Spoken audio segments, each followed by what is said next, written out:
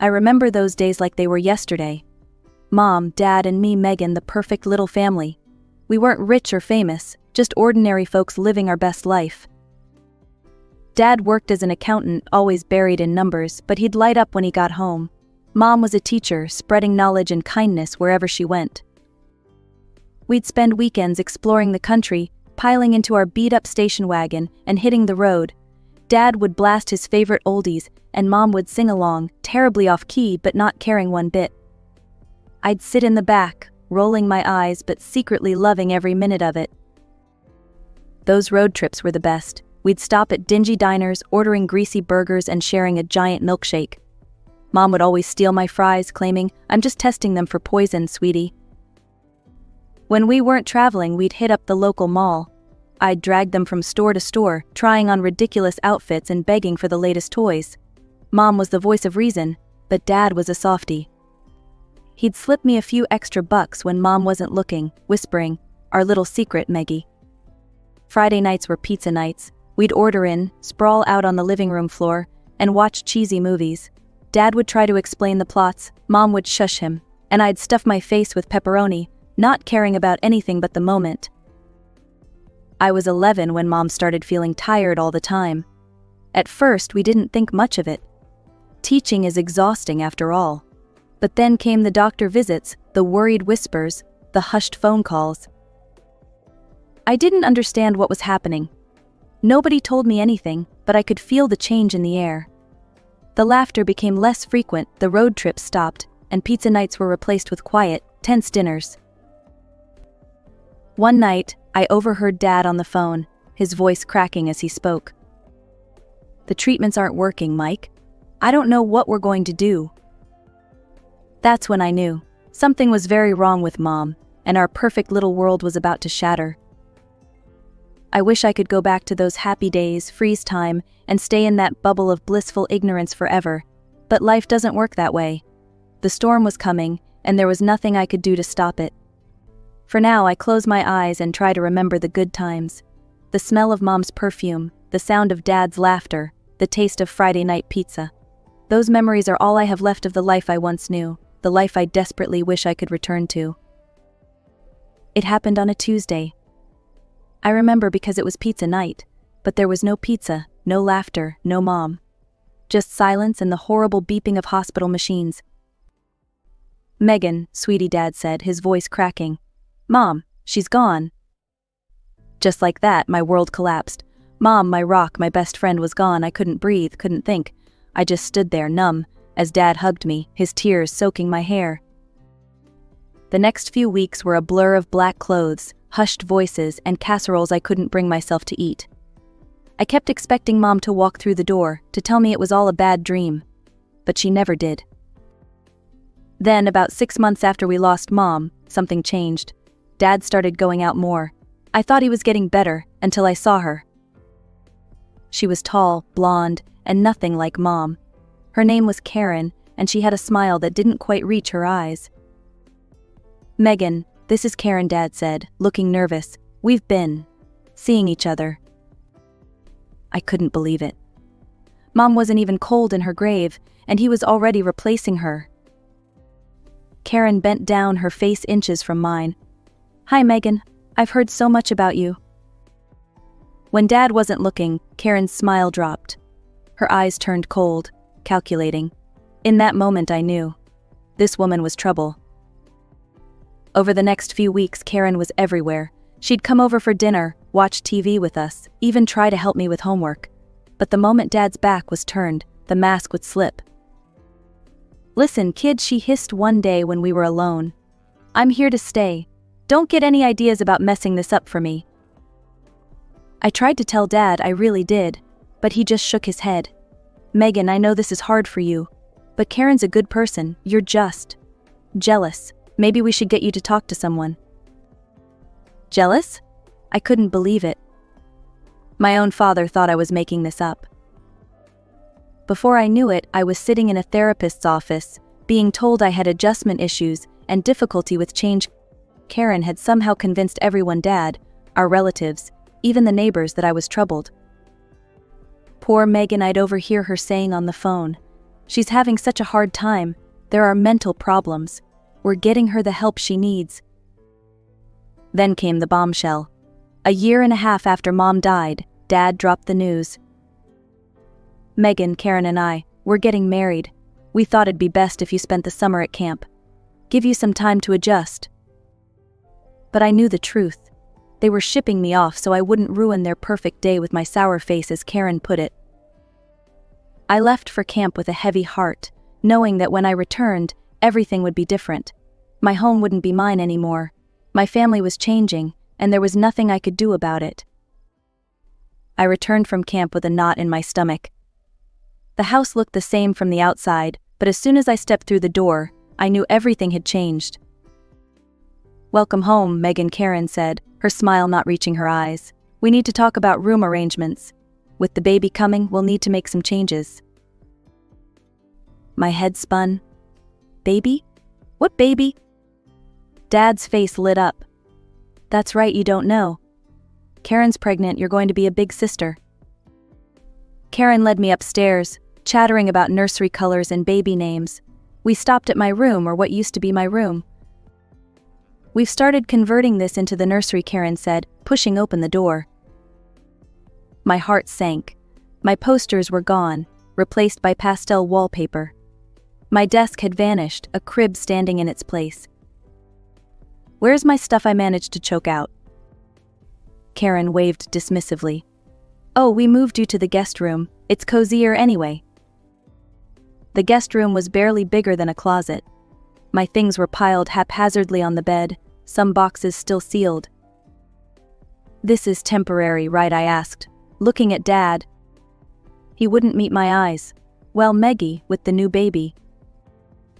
I got the message. I was being pushed out, replaced. The next few months were a blur of doctor's appointments, baby showers, and me trying to make myself as small as possible. Karen's belly grew, and with it, her control over our lives. Then, one crisp fall morning, my little brother was born. Despite everything, when I held him for the first time, I felt a surge of love. For a moment I thought maybe things would get better. But Karen had other plans. "Careful, Megan," she'd say, snatching him away. "You might drop him. Or he's sleeping now. Maybe you can see him later." There was always an excuse, always a reason why I couldn't spend time with my brother. Dad was too busy with work and the new baby to notice. Years passed. I threw myself into school, counting down the days until I could leave for college. My brother grew into a sweet, curious kid, but Karen made sure our interactions were limited. Finally, my senior year arrived. One night I overheard Karen and Dad arguing. "She needs to learn responsibility," Karen insisted. "A job right out of high school would do her good." Dad's voice was firm. "No, Sarah wanted her to go to college. We set aside money for it. Megan's going." I'd never been so grateful for my dad standing up for me. When my acceptance letter came, I cried with relief. I was getting out. I was going to start my own life, away from Karen's manipulations. On move-in day, Dad helped me pack the car. Karen and my brother stayed home. "I'm proud of you," Meggie, Dad said, hugging me goodbye. "Your mom would be too." As I drove away, watching my childhood home disappear in the rearview mirror, I felt a mix of sadness and hope. I was leaving behind the only home I'd known, and the little brother I never really got to know. But I was also driving towards freedom, towards a future where I could be myself without Karen's shadow looming over me. College was like a breath of fresh air after years of suffocation. I threw myself into my studies, determined to make something of myself. Advertising became my passion, a world where creativity met strategy, and I could finally express myself freely. But even as I reveled in my newfound independence, there was always a nagging ache in my heart. My little brother, barely 6 when I left, was growing up without me. During rare visits home, I'd catch glimpses of the amazing kid he was becoming. "Megan, look what I drew," he'd exclaim, showing me his latest masterpiece. I'd ruffle his hair, cherishing these brief moments. "It's awesome, buddy. You're quite the artist." Karen would inevitably interrupt, whisking him away for some urgent task or another. The distance between us grew with each passing year. Graduation day arrived, a bittersweet triumph. As I stood in my cap and gown scanning the crowd, I realized Dad and Karen weren't there. Later, a terse text arrived: "Congratulations on graduating. Dad, Karen." It stung, but I refused to let it dampen my spirits. I had a future to build. Thanks to my internships and portfolio, I landed a job at a hip advertising agency in the city. Grandma Mom's mom and my guardian angel helped me secure a tiny but cozy apartment. "Your mother would be so proud," she said, pressing a check into my hand. "This is for rent. She always wanted you to have a good start." Life settled into a comfortable rhythm. Work was challenging but rewarding. I made friends, went on dates, and slowly began to heal from the wounds of my past. For 3 years, I lived in relative peace, with only occasional, awkward holiday visits to break the calm. Then, out of the blue, my phone rang. Dad's name flashed on the screen. "Megan, it's Dad. I have some news. We've sold the house and bought a new place, bigger, more modern. I was hoping. Well, would you help us move? It might be a good chance for us to reconnect." I was speechless. After years of distance, this sudden olive branch felt surreal. "Karen would be happy to see you too," he added, though I doubted that. "And your brother, Megan, he's 12 now. He asks about you all the time." I closed my eyes, weighing my options. Part of me wanted to refuse, to protect myself from more hurt. But another part, the part that still missed my family, that longed for reconciliation, won out. "Okay," I said finally. "I'll come." Great Dad's relief was palpable. "I'll text you the address. See you this weekend." As I packed a bag for the weekend, my emotions swirled. Hope mingled with anxiety, excitement with dread. Whatever happened, this visit would change everything. I just didn't know if it would be for better or worse. I pulled up to the address, my jaw dropping at the sight. The house was enormous, all sleek lines and modern architecture. It looked nothing like the cozy home I grew up in. Taking a deep breath, I walked to the front door and rang the bell. Dad opened it, a hesitant smile on his face. "Meggie, you made it." "Hi, Dad," I said, stepping inside. Karen appeared behind him, her smile as plastic as ever. "Megan, how? Nice of you to come," she said, her tone suggesting anything but. I looked around, expecting to see my brother. "Where's—" "Oh, he's staying with my parents for the weekend," Karen cut in smoothly. "We thought it would be easier to move without him underfoot." The look in her eyes told me everything. This was deliberate. She'd made sure my brother wouldn't be here, denying me even this small chance to reconnect with him. Swallowing my disappointment and anger, I forced a smile. "So where do you want me to start?" For the next few hours, I threw myself into the work. I scrubbed floors, arranged furniture, and hung curtains. It was easier than trying to make conversation with Dad or enduring Karen's false pleasantries. As I was sorting through some boxes in what would be the study, I came across a pile of framed photos. My heart stopped as I recognized one particular frame. It was a portrait of Mom, the one that used to hang in my childhood bedroom. Her smile beamed at me from beneath a layer of dust. Clutching the photo, I walked into the living room where Dad and Karen were discussing paint colors. "Dad," I said, my voice shaking slightly, "why is Mom's picture in a pile of junk?" Dad's face fell, a mix of guilt and sadness crossing his features. He opened his mouth to speak, but Karen beat him to it. "Oh, that old thing," she said dismissively. "We decided those photos don't really fit with the new decor. They're a bit superfluous, don't you think?" Superfluous. The word hit me like a slap. My mother's memory, reduced to an outdated decoration. "Superfluous," I repeated, my voice dangerously low. "This is my mother, your wife," I added, looking at Dad. Dad at least had the decency to look ashamed. "Megan, we didn't mean." But I was already moving, gathering up every photo of Mom I could find. I found her old jewelry box, a few of her books. Without a word, I carried them out to my car, ignoring Karen's protests and Dad's weak attempts to explain. As I placed the last item in my trunk, I felt a storm of emotions threatening to overwhelm me. Anger at Karen's callousness, disappointment in Dad's spinelessness, and a deep, aching sadness for the mother I'd lost and the family that seemed beyond repair. I slammed the trunk shut, the sound echoing in the quiet street. For a moment, I considered getting in the car and driving away, leaving this mess behind once and for all. But something stopped me. Maybe it was the memory of Mom, her voice in my head telling me to be strong. Maybe it was the thought of my little brother who I still hadn't seen. Or maybe it was just sheer stubbornness, refusing to let Karen win. Whatever it was, I found myself walking back into the house. Karen was nowhere to be seen, probably hiding to avoid confrontation. Dad stood in the hallway looking lost, so I went back to cleaning, trying not to think about Dad's betrayal. As I was about to leave, Dad caught my arm. "Megan, wait. There's something else." I turned, eyebrow raised. "What now?" He shifted uncomfortably. "We're having a housewarming party in a few days. We would really appreciate your help." Before I could respond, Karen swooped in, her voice dripping with false sweetness. "Oh yes, Megan, we could really use your assistance. Perhaps you could handle the catering? I'll take care of the cleaning, invitations, and overall organization." I opened my mouth to refuse, but Dad jumped in. "Please, Meggie, all our relatives and friends will be there. We can't manage without you." His pleading eyes wore me down. Despite everything, a small part of me still wanted to make him happy. "Fine," I sighed. "I'll help with the food, I'll even pay for it myself." Karen's smile widened.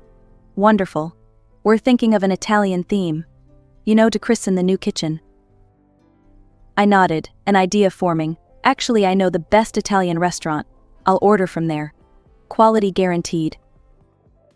Oh, Karen's eyes narrowed slightly. "What's the name of this restaurant?" Bella Notte replied, watching her carefully. She nodded, looking satisfied. "Sounds perfect. We'll leave it in your capable hands then." As I drove home, I couldn't shake the feeling that something was off. Karen's sudden agreeableness was suspicious, but I pushed the thought aside, focusing on the task at hand. Over the next few days, I threw myself into planning the perfect menu. I called my friend Maria, owner of Bella Notte. "Megan, it's been too long," she answered cheerfully. "Hey Maria, I need a favor. My dad's having a housewarming party, and I'm in charge of food. Think you can help me out?" "For you? Anything. What are you thinking?" We spent an hour crafting the perfect Italian spread. Antipasti platters, handmade pastas, tiramisu for dessert, the works. I spared no expense, wanting to prove I could handle this responsibility. After finalizing the order, I felt a mix of anticipation and nervousness. Despite everything, a small part of me hoped this party might be a turning point. Maybe, just maybe, we could start to heal our fractured family. The next week dragged by slowly. I kept myself busy with work, but my mind often wandered to the upcoming party. I checked and double-checked the order, making sure everything was perfect. The day before the housewarming party, my phone rang. It was Maria from Bella Notte. "Hey Megan, I'm a bit confused. Your stepmother called yesterday and asked to move the food delivery to today. Did the party date change?" My heart sank. "What? No, it's supposed to be tomorrow." Oh, Maria sounded worried. "Well, I wanted to double-check with you before making any changes." I thanked her, my mind racing. After hanging up, I immediately called Karen, my suspicions on high alert. "Hi Karen, just wanted to confirm the party details for tomorrow," I said, keeping my voice neutral. "Oh yes, everything's set for tomorrow at 7 p.m., she replied smoothly. "We're looking forward to it." I thanked her and ended the call, my hands shaking with anger and disbelief. It was clear now Karen had tried to change the delivery date behind my back. She wanted me to miss the party entirely. Taking a deep breath, I called Maria back. "Hey, it's me again. I need to cancel the order," I said, my voice tight. "Cancel? But Megan, are you sure? It's a lot of food and it's all paid for." "I know. Keep the payment, consider it a gift. Use the food for the restaurant if you can." After hanging up, I sat in stunned silence. The betrayal stung, but a part of me wasn't surprised. This was classic Karen, always finding new ways to push me out. The same evening, curiosity got the better of me. I opened my social media and saw my cousin was live streaming from the party. There it was, the housewarming in full swing, happening right now, a day early. I watched, a mix of hurt and anger building inside me, as Karen showed off the new house. She preened for the camera, pointing out design features and accepting compliments from guests. Suddenly a voice off camera asked, "Where's Megan? I thought she'd be here." Karen's face changed, a look of false concern replacing her smile. "Oh, you know Megan, she's always been a bit unsociable. Some mental health issues, poor dear. She said she couldn't make it." I felt like I'd been punched in the gut. Mental health issues? Unsociable? The lies flowed so easily from her lips. Karen quickly changed the subject, steering the conversation back to the house. "Now, who's ready for some amazing Italian food? It should be here any minute." The guests cheered, and Karen beamed at the camera. Half an hour passed, and I could see the guests starting to look restless. Karen's smile became strained as she kept assuring everyone the food would arrive any minute now. I couldn't tear my eyes away from the live stream. Karen's perfectly crafted facade was crumbling before my eyes. Her smile had become a grimace as she dialed the restaurant's number, the speakerphone amplifying every word for the gathered guests. "Hello, Bellanot. This is Karen. Where is our food order?" The response was clear and devastating. "I'm sorry, Mom, but that order was cancelled earlier today by Megan. There won't be any delivery." Karen's face contorted with rage. "What? That little John," she shrieked, turning to my father. "Call Megan right now." Dad, looking flustered, pulled out his phone. I watched, heart pounding, as he dialed my number. When I answered, his voice boomed through the speakerphone. "Megan, how could you cancel the food order? You've ruined everything." Taking a deep breath, I replied calmly, "Dad, why did you change the date of the housewarming? Why wasn't I invited?" The room fell silent. Dad's face paled as he stammered, "We," Karen said. Murmurs rippled through the crowd.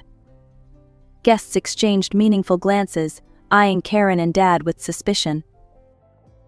Suddenly, Karen snatched the phone from Dad's hand. "You ungrateful brat," she screeched. "After everything we've done for you, you're trying to sabotage us, aren't you?" I let her rant for a moment before speaking, my voice steady and clear. "I think everyone can see now who really has mental health issues in this family. And it's not me." Karen's hysterical shouting filled the room, but I could see the damage was done. Guests were backing away, some already heading for the door. "I'm done being your scapegoat, Karen," I said firmly. "And Dad, I'm done watching you choose her over your own daughter. Goodbye." I ended the call and closed the live stream, my hands shaking but my resolve strong. It was over. The lies, the manipulation, all of it laid bare for everyone to see. In the days that followed, I ignored the barrage of calls and messages from Dad and other family members. I needed time to process, to heal. A week later, Dad showed up at my apartment. He looked haggard, his eyes red-rimmed. "Megan, I'm so sorry," he began. "I've been blind. I let Karen control everything, and I lost sight of what really matters. Please, give me a chance to make things right." I wanted to slam the door in his face, but something in his expression stopped me. "It's not that simple, Dad. You abandoned me. You forgot about me." "I know," he said, his voice breaking. "But I want to change. I promise I'll do better. Please, Meggie." Slowly, cautiously, we began to rebuild our relationship. Dad started calling regularly, and we met for coffee every week. He even brought my little brother along sometimes, away from Karen's watchful eye. As for Karen, I heard through the grapevine that she'd become something of a pariah among the family. Her lies exposed, she retreated into a shell of bitterness. Months passed, and life settled into a new rhythm. I threw myself into my career, climbing the ranks at the advertising agency. My creativity flourished, fueled by the emotional turmoil I'd endured. I don't know what the future holds for my family. The wounds are deep, and healing takes time. But for the first time in years, I feel hopeful, I'm living life on my terms, pursuing my passions and slowly, carefully, allowing love back into my heart. As I look out at the city lights from my apartment window, I can almost hear Mom's voice. "You're stronger than you know," Maggie she used to say. And you know what? She was right.